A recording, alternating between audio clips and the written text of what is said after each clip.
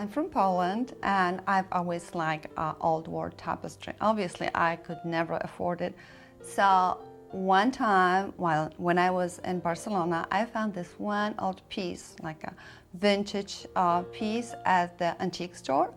I brought it home, and that's how it came to me, that I can just keep on building on this one and create one for myself.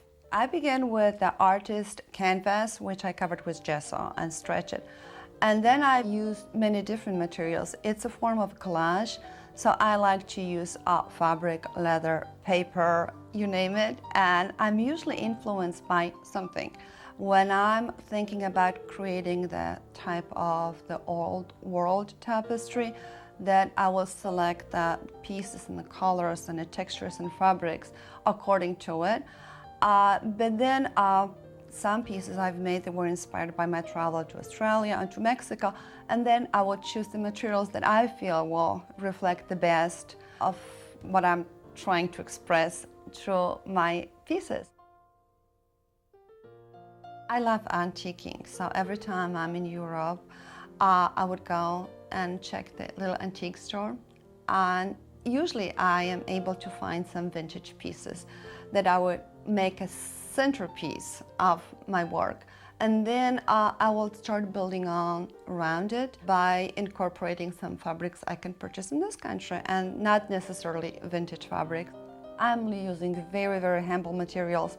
It's basically canvas and gesso and acrylic paints and a tacky glue. I have 3 pieces in different stages ready here today. And one, again, it's going to be very contemporary, and it's inspired by my trip to Australia, which was not so long ago. And again, I've selected a contemporary materials to use this. There's a leather and paper and canvas and a very contemporary fabric for this one. There's another one, a much more traditional one, where the centerpiece, again, is a vintage piece. And it shows the lady from a certain period. The third one, again, is going to be a very traditional one too, but the materials that I've selected for this one are not glued on it yet. And the centerpiece, it's a vintage piece that I purchased in Valencia a while ago.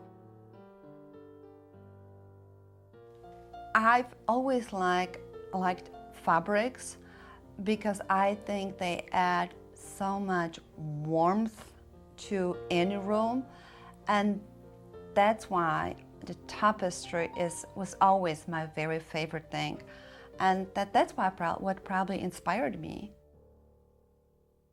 Then my interest expanded, and I began making quite different pieces, like contemporary pieces. And one of my pieces, it's very contemporary. It's black textured leather, and I crunch not only leather but also a canvas that's underneath it to achieve the certain effect.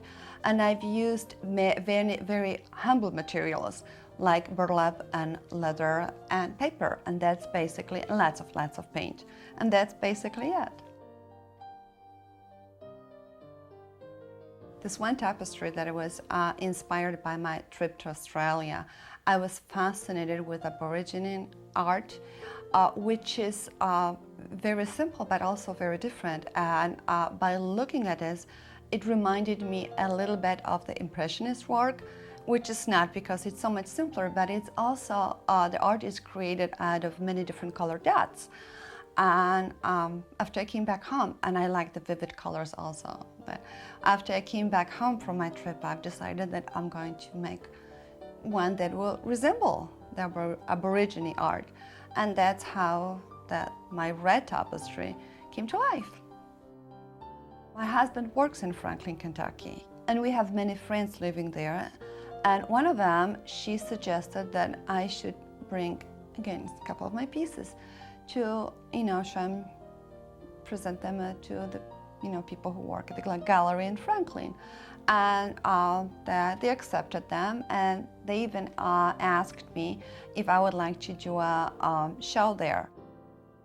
Once I've heard somebody say there's no excuse for not having art in your life, because even if you cannot afford it, you can always make some.